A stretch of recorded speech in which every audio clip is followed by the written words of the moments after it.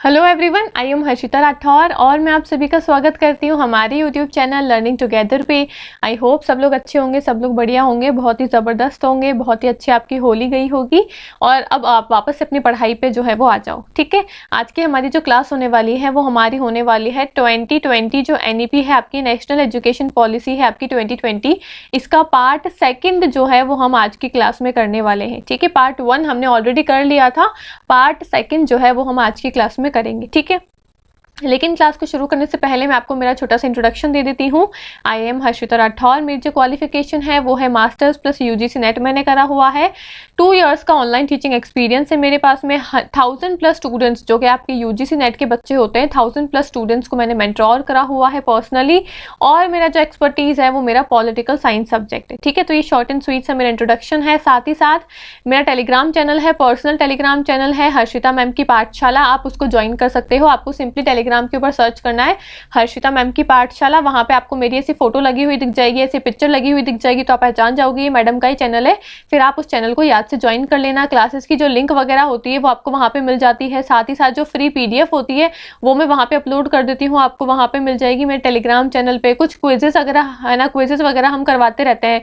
कोई भी current affair की न्यूज होती है, कोई भी आपके एग्जाम से जुड़ा हुआ कोई भी अपडेट होता है, वो मैं वहां पे पोस्ट करती रहती हूँ। तो हर्षिता मैम की पाठशाला जो मेरा पर्सनल टेलीग्राम चैनल है, आप उसको ज्वाइन कर लेना याद से। ठीक है, साथ ही साथ एक हमारा कॉमन टेलीग्राम चैनल है लर्निंग टुगेदर, आप इसको भी ज्वाइन कर लेना। आपको सिर्फ टेलीग्राम के ऊपर सर्च करना है लर्निंग टुगेदर और वहां पे आपको हमारा जो कॉमन टेलीग्राम चैनल है जहां पे हम क्लासेस के लिंक वगैरह अपलोड करते हैं, PDF वगैरह अपलोड करते हैं, करंट अफेयर की न्यूज वगैरह अपलोड करते हैं, वो आपको वहां पे भी शो होने लग जाएगा। ठीक है, तो ये हमारा कॉमन टेलीग्राम चैनल है, हमारे जो यूट्यूब चैनल है उसका लर्निंग टुगेदर, और ये जो हर्षिता मैम की पाठशाला ये मेरा पर्सनल टेलीग्राम चैनल है। तो आप याद से दोनों ही टेलीग्राम चैनल को ज्वाइन कर लेना। ठीक है, ताकि कोई भी क्लासेस की अपडेट आपसे मिस ना हो, कोई भी PDF आपसे मिस ना हो, कोई भी क्लास आपसे मिस ना हो, कोई भी इंपॉर्टेंट इन्फॉर्मेशन जो है वो आपसे मिस ना हो। ठीक है, तो याद से ज्वाइन कर लेना। बाकी आज की क्लास का हम शुरू करते हैं। इंट्रोडक्शन पार्ट जो है और जो भी इसके रिकमेंडेशंस वगैरह थी NEP 2020 की, वो हमने इससे प्रीवियस वीडियो में ऑलरेडी पार्ट 1 कवर कर लिया था। आज की वीडियो जो है वो आपकी NEP 2020 का पार्ट सेकेंड रहने वाली है। ठीक है, पार्ट 1 में हमने काफी सारी चीजें जो है वो कवर कर ली थी, जैसे कि इंपॉर्टेंट चीज मैं आपको फिर से रिकॉल करवा देती हूँ। 5+3+3+4 जो है आपका 5+3+3+4 का जो सिस्टम है वो हमने देखा था कि भाई ये क्या सिस्टम होता है। 10+2 को रिप्लेस करके NEP 2020 ने कहा था कि 5+3+3+4 हम लेकर आएंगे, इसके बारे में हमने देख लिया था।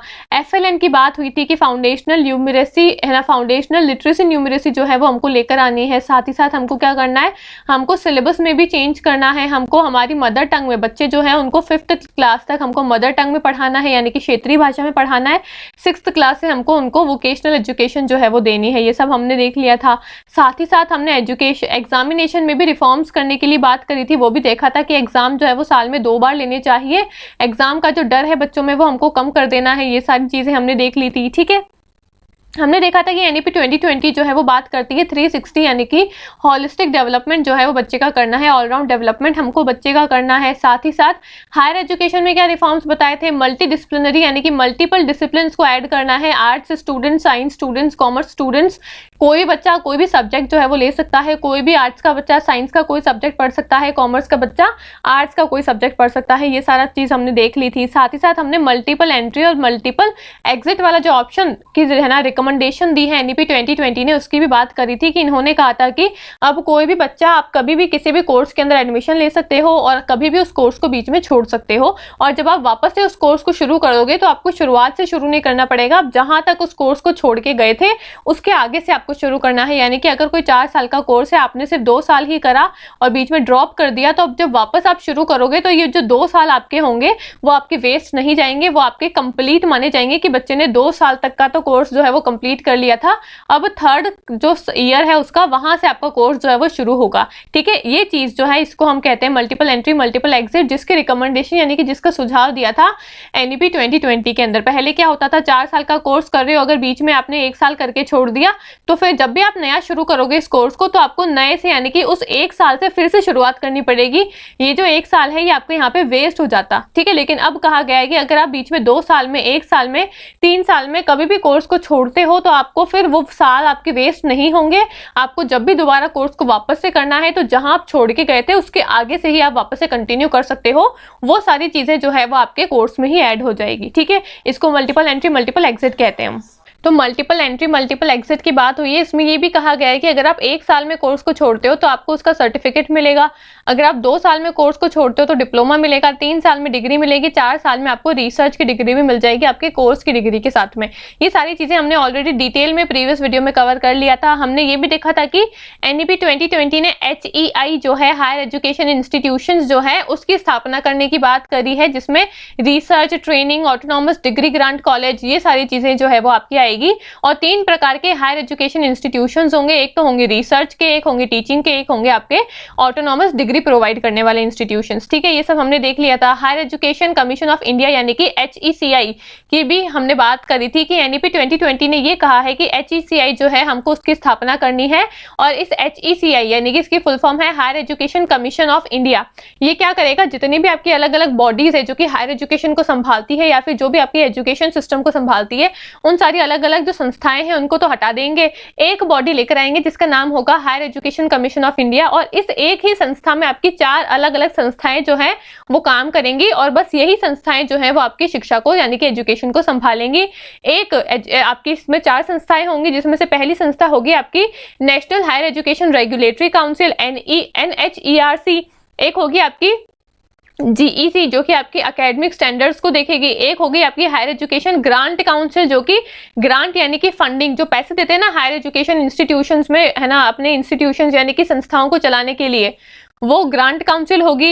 एक होगी आपकी नाक यानी कि ये वाली नाक नहीं, नाक यानी कि नेशनल अक्रेडिटेशन काउंसिल। अक्रेडिटेशन क्या होता है मैंने बताया था कि भाई जैसे हमको हमारे स्कूल में हमारे जो एग्जाम वगैरह हुआ करते थे वहां पे जो हमको ग्रेड मिलते थे ना, ग्रेड्स मिलते थे, वैसे यूनिवर्सिटी कॉलेजेस को भी ग्रेड्स मिलते हैं। आपने देखा होगा कि ये यूनिवर्सिटी को A+ ग्रेड मिला है या फिर इस यूनिवर्सिटी को A++ ग्रेड मिला है। तो ये ग्रेड कौन देते हैं, इसकी एक अलग संस्था होती है, एक अलग इंस्टीट्यूशन होता है जो कि जैसे यूनिवर्सिटी है, जैसा यूनिवर्सिटी का लेवल है, पढ़ाने का लेवल है ना, उस लेवल के अकॉर्डिंग वहां पे उनको ग्रेड जो है यूनिवर्सिटीज को देते हैं। कौन देता है, एक अलग संस्था है जिसको अभी हम बोलते हैं national assessment and accreditation council यानी कि नाक।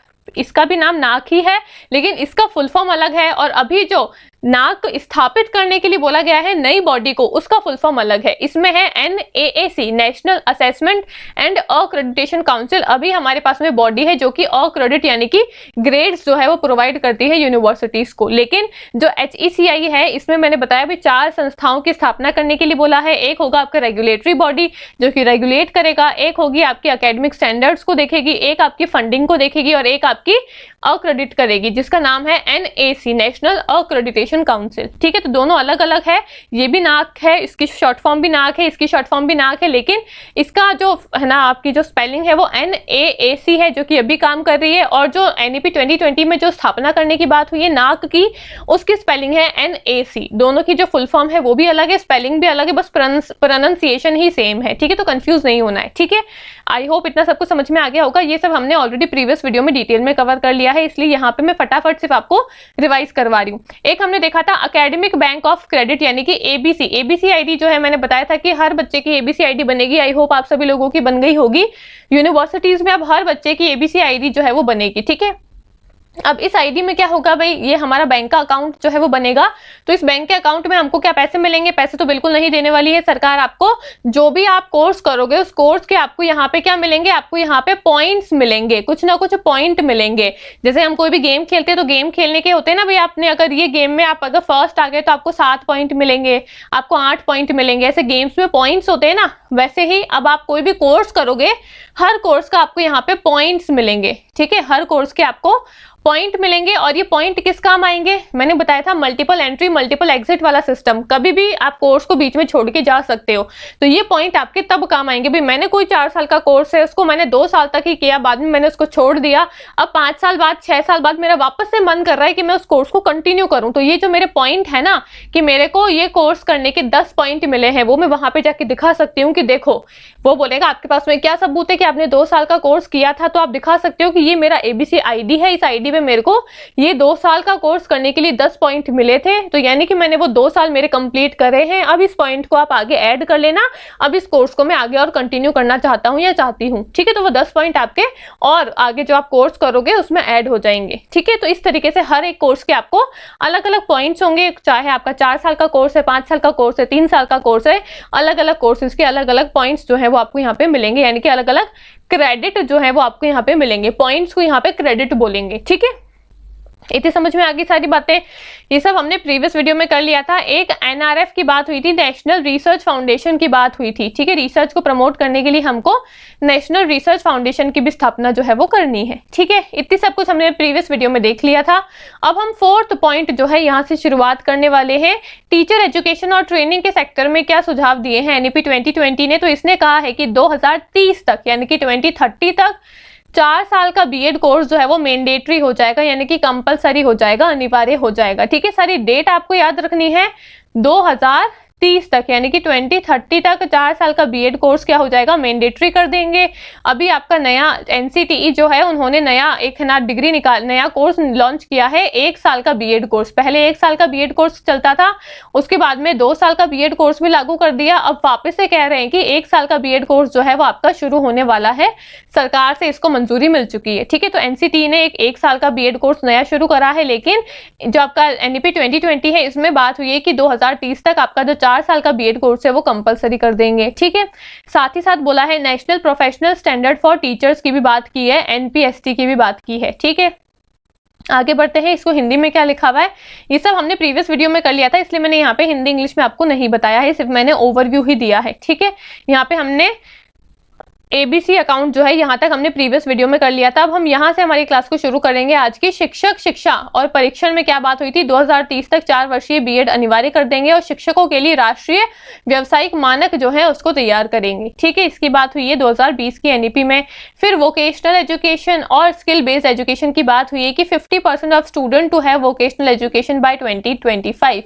2025 तक जितने भी स्टूडेंट्स हैं, जितने भी छात्र हैं, उनमें से 50% बच्चों को हमको क्या देनी है, व्यावसायिक शिक्षा जो है वो प्रदान करनी है। कब तक करनी है, 2025 तक हमको वोकेशनल एजुकेशन देनी है, व्यावसायिक शिक्षा देनी है। 2030 तक हमको 4 साल का B.Ed कोर्स जो है वो अनिवार्य कर देना है। सारी डेट आपको याद रखनी है, कंफ्यूज मत हो जाना कि 2030 में क्या करना है, 25 में क्या करना है, 20 में क्या करना है, ठीक है।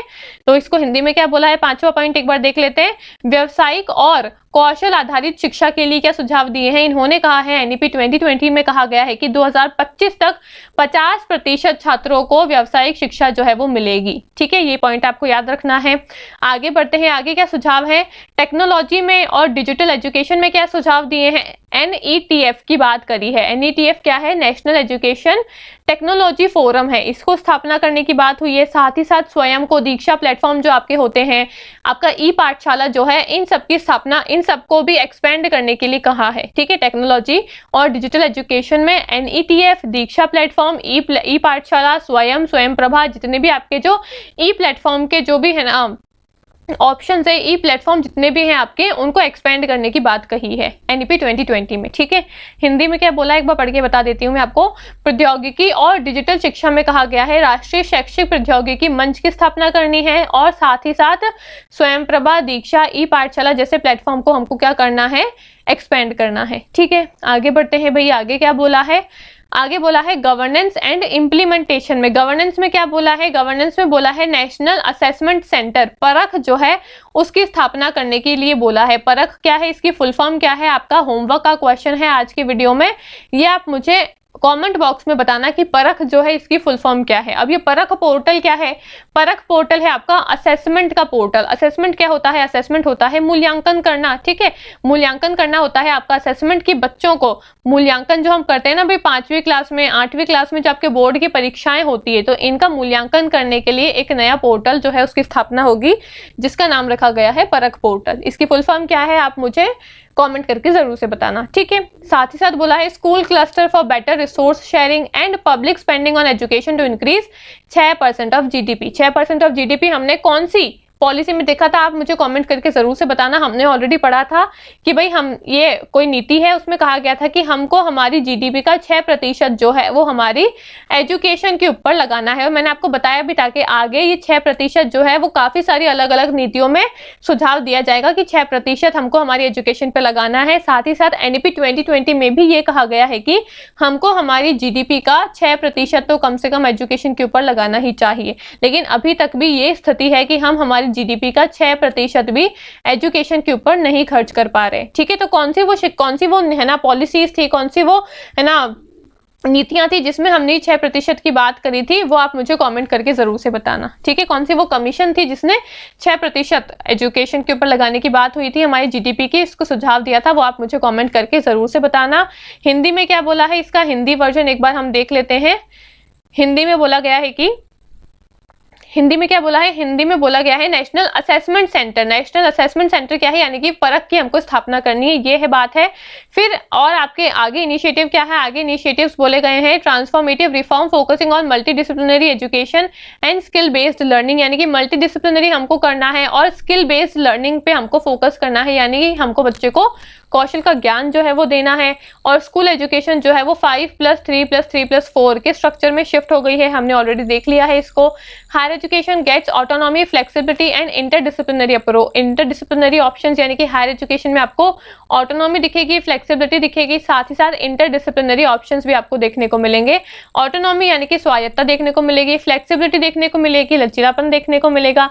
इंटरडिसिप्लिनरी यानी कि अब आर्ट्स वाला बच्चा साइंस पढ़ सकता है, साइंस वाला कॉमर्स पढ़ सकता है, इंटरडिसिप्लिन आपको देखने को मिलेंगे हायर एजुकेशन में। इसके सुझाव दिए हैं किसमें, एनईपी 2020 के अंदर। ठीक है, साथ ही साथ vocational education, coding, digital learning, इन सबको प्रायोरिटाइज करने की बात करी गई है एनईपी 2020 में। और स्ट्रॉन्ग एम्फसाइज करने की बात हुई है रिसर्च के ऊपर, इनोवेशन के ऊपर और एम्प्लॉयबिलिटी के ऊपर। ठीक है, तो हिंदी में क्या बोला है इन सब चीजों के ऊपर, हिंदी में बोला है कि बहुविषयक शिक्षा और कौशल आधारित शिक्षा पर केंद्रित परिवर्तनकारी सुधार होगा। स्कूली शिक्षा 5+3+3+4 का संरचना जो है उसको फॉलो करेगी। उच्च शिक्षा को स्वायत्ता, लचीलापन और अंतः विषयक विकल्प बनाने होंगे। हमको उस उच्च शिक्षा में व्यावसायिक शिक्षा, कोडिंग, डिजिटल शिक्षा को प्राथमिकता देनी होगी, प्रायोरिटाइज करना होगा। और अनुसंधान, नवाचार और रोजगारता के ऊपर हमको क्या करना पड़ेगा, विशेष जोर जो है वो हमको देना पड़ेगा, यानी कि हमको स्ट्रॉन्ग एम्फसाइज जो है वो करना पड़ेगा किस पे, रिसर्च, इनोवेशन और एम्प्लॉयबिलिटी के ऊपर। ठीक है, बस यही था एनईपी 2020 के अंदर। और इसका कंक्लूजन क्या बोला है, NEP 2020 aim to revolutionize Indian education and make it globally competitive, यानी कि भाई जो हमारी शिक्षा नीति 2020 है उसका उद्देश्य क्या है, भारतीय शिक्षा में क्रांति लेकर आनी है, बदलाव करना है और इसे वैश्विक स्तर पर हमको प्रतिस्पर्धी बनाना है। ठीक है, तो आई होप ये सारी चीजें आपको समझ में आ गई होगी, सारे सुझाव जो हैं वो आपको समझ में आ गए होंगे कि एनईपी 2020 में कौन कौन से सुझाव जो है वो दिए गए हैं, कौन कौन सी रिकमेंडेशंस की बात हुई है। जो भी इंपॉर्टेंट रिकमेंडेशन है वो हमने यहाँ पे कवर कर ली है। अब मैं एक लिस्ट बनाकर लेकर आई हूँ जिसमें जितने भी इंपॉर्टेंट रिकमेंडेशंस हैं वो आपको यहाँ पे दिख जाएगी। ठीक है, इस लिस्ट में जितनी भी इंपॉर्टेंट रिकमेंडेशंस है वो आपको यहाँ पे दिख जाएगी। तो आपको सिंपली क्या करना है, सिर्फ इस लिस्ट को पढ़ लोगे तो जितनी भी इंपॉर्टेंट रिकमेंडेशन है वो आपको यहाँ से याद हो जाएगी। सबसे पहले हमने क्या देखा था, early childhood care and education, यानी कि universal access to quality early childhood education for child age 3 to 6 years, यानी कि अर्ली चाइल्डहुड केयर की बात हुई है एनईपी 2020 में। क्या सुझाव दिया गया था, 3 से 6 साल तक के जो बच्चे हैं या फिर है ना 14 ईयर्स तक के जितने भी बच्चे हैं उनको हमको क्या करना है, यूनिवर्सलाइजेशन ऑफ एजुकेशन करना है, सार्वभौमिकरण करना है ना शिक्षा का। तो उसकी सुझाव दिया गया था, अर्ली चाइल्डहुड केयर की बात हुई थी। स्कूल शिक्षा में क्या सुझाव दिया था, 10+2+ सिस्टम को, 10+2 के सिस्टम को हटा के 5+3+3+4 का सिस्टम लेकर आना है, इसका सुझाव दिया था। ये हमने देख लिया था कि 5 कैसे बना है, इसमें 3 साल की आंगनवाड़ी होगी, 2 साल का आपका फर्स्ट और सेकंड क्लास होगी। 3 कैसे बना है, फिर जो फर्स्ट और सेकंड क्लास है उसके आगे की जो 3 क्लास होगी ना आपकी, 3rd, 4th, 5th क्लास तक आपका ये 3 के अंदर आ जाएगा। फिर अगले 3 क्लास जो है वो आपकी आगे आ जाएगी 6, 7, 8 और फिर 9, 10, 11, 12 जो है वो आपकी इस 4 के अंदर आ जाएगी। इससे मिला के आपका 5+3+3+4 बना है।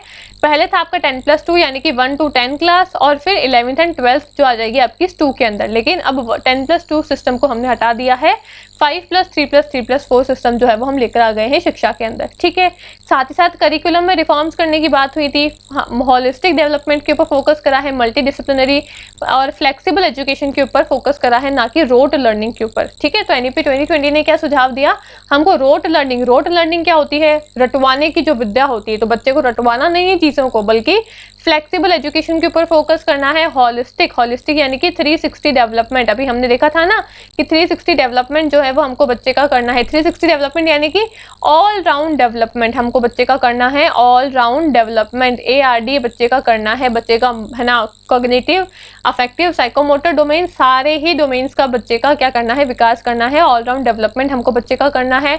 मल्टी डिसिप्लिनरी अप्रोच की बात हुई है, मल्टीपल डिसिप्लिन्स की बात हुई है कि एक बच्चा जो है वो अब एक ही सब्जेक्ट के अंदर सीमित नहीं रहेगा, साइंस में वो कॉमर्स पढ़ सकता है, कॉमर्स में वो आर्ट्स पढ़ सकता है। ठीक है, फिर मीडियम ऑफ इंस्ट्रक्शन की क्या बात हुई थी कि कौन से सब्जेक्ट में, कौन से लैंग्वेज में आप पढ़ोगे, तो ये कहा गया था कि 5वीं कक्षा तक तो आप अपनी मदर टंग जो है या फिर आपकी लोकल लैंग्वेज जो है उसमें पढ़ सकते हो, और 6th क्लास से आपको वोकेशनल एजुकेशन जो है, व्यावसायिक शिक्षा जो है वो दी जाएगी। ठीक है, तो 5वीं क्लास तक आपको पढ़ोगे अपनी मातृभाषा में या फिर अपनी क्षेत्रीय भाषा में, 6th क्लास से आप क्या करोगे, वोकेशनल एजुकेशन जो है वो पढ़ना शुरू कर दोगे। ठीक है, फिर असेसमेंट के ऊपर क्या बात हुई थी, असेसमेंट के लिए कहा गया था एक परख पोर्टल जो है उसको लॉन्च करने की बात हुई है। साथ ही साथ shift from summative to formative assessment, NEP 2020 ने कहा है कि समेटिव असेसमेंट की बजाय हमको फॉर्मेटिव असेसमेंट के ऊपर फोकस करना है। फॉर्मेटिव असेसमेंट बताया था ना मैंने, ड्यूरिंग द टीचिंग, जहाँ पे हम पढ़ाने के दौरान ही बच्चे का मूल्यांकन जो है वो करते रहते हैं। समेटिव में तो फाइनल एग्जाम होता है आपका, भाई सब कुछ पढ़ा दिया, पढ़ाने के बाद में एक लास्ट में एग्जाम ले लेंगे बच्चे का,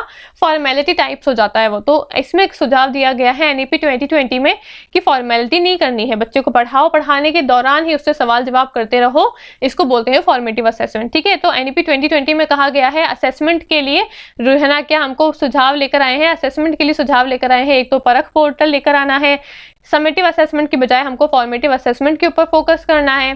फिर हायर एजुकेशन में क्या कहा है, हायर एजुकेशन में मल्टी डिसिप्लिनरी अप्रोचेस लेकर आए हैं, फ्लेक्सिबल करिकुलम, साथ ही साथ मल्टीपल एंट्री मल्टीपल एग्जिट का ऑप्शन जो है वो दिया गया है। ये सारे बदलाव हायर एजुकेशन में करने की बात हुई है। टीचर्स ट्रेनिंग में क्या बदलाव हुए हैं, टीचर्स ट्रेनिंग में कहा गया है कि continuous professional development and new training methodologies for teachers, की भी टीचर्स के लिए नई नई ट्रेनिंग्स जो है वो करवाते रहो, ताकि टीचर्स जो है वो अप टू डेट रहें, उनको सारी टेक्नोलॉजी की इन्फॉर्मेशन रहे, कैसे उनको टेक्नोलॉजी का इस्तेमाल करना है पढ़ाने के साथ साथ, क्या क्या नई नई इनोवेशंस हो रही है, कौन कौन सी नई नई टेक्निक्स आ रही है पढ़ाने, मतलब टीचिंग के अंदर कौन कौन सी नई नई चीजें आ रही है, वो सारी चीजें जो है वो टीचर्स को पता रहे। तो इसलिए नई नई ट्रेनिंग्स जो है वो टीचर्स को करवाते रहो। तो टीचर्स ट्रेनिंग में ये बात कही। टेक्नोलॉजी में क्या बात कही, ऑनलाइन एजुकेशन और डिजिटल लर्निंग के ऊपर हमको फोकस करना है, टेक्नोलॉजी लेकर आनी है, डिजिटाइजेशन जो है वो हमको हमारी शिक्षा के अंदर लेकर आना है। ठीक है, ताकि बच्चा टेक्नोलॉजी के माध्यम से और नई चीजों को और ही बेहतर तरीके से सीख सके। रिसर्च इनोवेशन सेंटर में क्या बात हुई है, सेटिंग अप है ना NRF यानी कि नेशनल रिसर्च फाउंडेशन की स्थापना करने के लिए बोला है, जिससे हमारा एक स्ट्रॉन्ग रिसर्च कल्चर जो है वो बन सके, यानी कि रिसर्च को आगे बढ़ाने की बात हुई है। हायर एजुकेशन में, उच्च शिक्षा में एनईपी 2020 में कहा गया है कि हमको रिसर्च यानी कि अनुसंधान के ऊपर फोकस करना है, हमको अनुसंधान के लिए एक NRF सेंटर जो है उसकी स्थापना करनी होगी, नेशनल रिसर्च फाउंडेशन का जो सेंटर है उसकी स्थापना करनी होगी, जहां पे बहुत ही अच्छी तरीके से रिसर्च जो है वो करवाई जाएगी, अनुसंधान जो है वो बच्चे को करवाया जाएगा। ठीक है, ये सारे सुझाव दिए।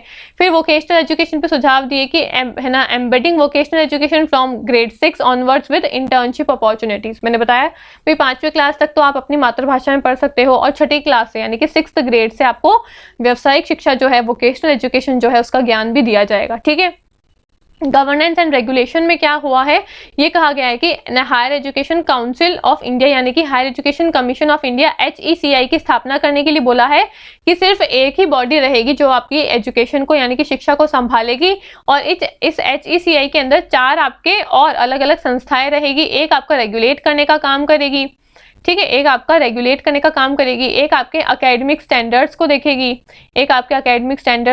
एक आपकी ग्रांट देगी यूनिवर्सिटीज को, जो फंडिंग देते हैं ना, ग्रांट या फिर जो फंडिंग देते हैं वो फंडिंग देने का काम करेगी, और एक होगी आपकी जो कि क्या करेगी, अक्रेडिट करने का काम करेगी, जिसको हम नाक बोलते हैं। ठीक है, तो ये 4 संस्थाएं जो है वो इस HECI higher education commission of India के तहत काम करेगी, जो कि सारी एजुकेशन सिस्टम को संभाल के रखेगी, हायर एजुकेशन को संभाल के रखेगी। सिर्फ उच्च शिक्षा की बात हुई है, बाकी सभी जो आपकी प्राइमरी एजुकेशन है, सेकेंडरी एजुकेशन है, उसकी बात नहीं हुई है। हायर एजुकेशन की भी बात हुई है कि हायर एजुकेशन में जो अलग अलग बॉडीज है उनको हटा देंगे, एक संस्था की स्थापना करेंगे, higher education commission of India. और इस संस्था में 4 अलग अलग बॉडीज होंगी, जो कि एक रेगुलेटरी का काम करेगी, एक रेगुलेटरी फंक्शन करेगी, एक एकेडमिक स्टैंडर्ड्स को देखेगी, एक फंड प्रोवाइड करेगी यूनिवर्सिटीज को, और एक क्या करेगी, ऑक्रेडिट करेगी, यानी कि यूनिवर्सिटीज को क्या देगी, ग्रेडिंग प्रोवाइड करेगी। ठीक है, तो ये 4 संस्थाएं जो है वो इस HECI में काम करेगी, और ये चारों संस्थाएं मिलकर जो है वो पूरे उच्च शिक्षा यानी कि हायर एजुकेशन को संभालेंगे। ठीक है, फिर इंक्लूसिव एजुकेशन में क्या बात हुई है, इंक्लूसिव एजुकेशन में बोला गया है कि focus on socially and economically disadvantage group, ensuring quality and inclusion. Inclusive education में बोला गया है कि NEP 2020 ने ये कहा है कि हमको क्या करना है, जो इकोनॉमिकली बैकवर्ड जो क्लासेस हैं, जो आपके अनुसूचित जाति हैं, अनुसूचित जनजाति हैं, जो वुमेन्स है, इन सबको भी हमको पढ़ाई के क्षेत्र में लेकर आना है, इनका कंट्रीब्यूशन भी हमको पढ़ाई के क्षेत्र में लगाना है, ताकि पूरा समाज जो है वो अच्छे से पढ़ाई कर सके। ऐसा नहीं कि सिर्फ एक वर्ग जो है, पैसे वाला वर्ग, या फिर एक वर्ग जो है जो कि मेंस का है वो पढ़ाई कर रहा है और औरतें जो है वो पढ़ाई नहीं कर रही है, या फिर जो है ना आपकी पिछड़ा वर्ग है वो पढ़ाई नहीं कर पा रहा है, जो इकोनॉमिकली बैकवर्ड वर्ग है वो पढ़ाई नहीं कर पा रहा है। ऐसा नहीं होना चाहिए, समाज में सारे ही वर्ग को इक्वल समानताओं के साथ हमको शिक्षा जो है वो देनी है। ठीक है, ये सारे सुझाव जो है NEP 2020 में दिए गए हैं। ठीक है, तो आई होप आपको आज की क्लास जो है वो अच्छी लगी होगी, आपको सारा कुछ समझ में आया होगा। जितने भी इंपॉर्टेंट रिकमेंडेशन थे वो हमने देख लिए हैं। ये पार्ट 2 है आपका, ज्यादा कुछ चीजें नहीं बची थी, सिर्फ थोड़ी बहुत ही चीजें थी जो मैंने आपको बता दी है। इससे प्रीवियस वीडियो में हमने पार्ट 1 कवर कर लिया था NEP 2020 का, आज पार्ट 2 में हमने बची हुई चीजें जो है उसको कवर कर लिया है। ठीक है, तो आई होप आपको आज की क्लास जो है वो अच्छी लगी होगी, आपको सब कुछ समझ में आया होगा। फिर भी कोई दिक्कत होती है तो आप मुझे कॉमेंट करके जरूर से बता देना। ये मेरा टेलीग्राम चैनल है हर्षिता मैम की पाठशाला, इसको जरूर से ज्वाइन कर लेना, सारी क्लासेस की अपडेट आपको यहाँ मिलती रहेगी। ये हमारा कॉमन टेलीग्राम चैनल है लर्निंग टुगेदर, इसको भी याद से ज्वाइन कर लेना। ठीक है, बाकी क्लास अगर अच्छी लगे आपको तो क्लास को लाइक करना, वीडियो को शेयर कर दिया करो अपने दोस्तों के साथ में, अपने जो व्हाट्सएप, टेलीग्राम, इंस्टाग्राम के जो भी ग्रुप्स हैं सब भी शेयर कर दिया करो कि भाई मैडम जो है वो हम सबकी फ्री में हेल्प कर रही है, तो हमको भी मैडम को अप्रिशिएट करना चाहिए। ठीक है, बाकी वीडियो कैसी लगी मुझे कॉमेंट करके जरूर से बताना। बच्चे बोलते हैं मैडम आप हिंदी में पढ़ाओ, हिंदी में पढ़ाओ, तो आपके सामने सारा कंटेंट यहाँ पे हिंदी में लिखा हुआ है, भाई इससे ज्यादा हिंदी तो और मैं क्या लेकर आऊं, है ना। और यहाँ पे सारा कंटेंट आपका इंग्लिश में लिखा हुआ है। हाँ भाई, कभी कभी होता है कि मैं इंग्लिश में थोड़ा सा ज्यादा बोल देती हूँ और हिंदी की स्लाइड दिखाना कभी कभी थोड़ा सा मैं देर से दिखाती हूँ, पर इसका ये मतलब नहीं कि मैं हिंदी में नहीं पढ़ाती हूँ। हिंदी में सारी स्लाइड है, इंग्लिश में भी सारी स्लाइड है, जो मैं PDF देती हूँ अपने टेलीग्राम चैनल पे, वो भी हिंदी इंग्लिश दोनों में ही देती हूँ। ठीक है, तो आप लगता है मुझे आप शायद सिर्फ इंग्लिश वाला स्लाइड देख लेते हो, और जब तक मैं हिंदी वाला बताती हूँ तब तक आप वीडियो को छोड़ के चले जाते हो, तो इसलिए आपको पता ही नहीं चलता है कि मैडम हिंदी इंग्लिश दोनों में पढ़ा रही है या सिर्फ इंग्लिश में पढ़ा रही है। तो यहाँ पे इंग्लिश की स्लाइड है आपके सामने दिखा रही हूँ, ये सारी हिंदी की स्लाइड है, फिर ये इंग्लिश की स्लाइड है, एक हिंदी की स्लाइड है, देख लो। तो एक स्लाइड इंग्लिश की आती है, हम पहले इंग्लिश में पढ़ते हैं, फिर एक स्लाइड आपकी हिंदी में आती है, और जो मैं बोल के समझाती हूँ वो तो मैं हिंदी में ही समझाती हूँ, उसमें तो मैं इंग्लिश इतनी कुछ यूज करती नहीं हूँ, है ना। तो जो मैं बोल रही हूँ वो तो हिंदी है, और मैं यहाँ पे हिंदी में लिख के भी लेकर आई हूँ। ठीक है, तो आप सारी क्लासेस को देखा करो, पूरी वीडियोस को देखोगे तो आपकी जो भी डाउट्स है ना, जो आप कमेंट बॉक्स में लिखते हो कि मैडम ये समझ नहीं आ रहा, मैडम आपने हिंदी में नहीं पढ़ाया, वो सारे आपके वीडियो देख के ही क्लियर हो जाएंगे। ठीक है, तो आई होप आपको वीडियो अच्छी लगी होगी। बाकी कोई भी डाउट होता है आपका तो आप मुझे कमेंट करके जरूर से पूछ लेना। बाकी मिलते हैं अगले वीडियो में। Thank you.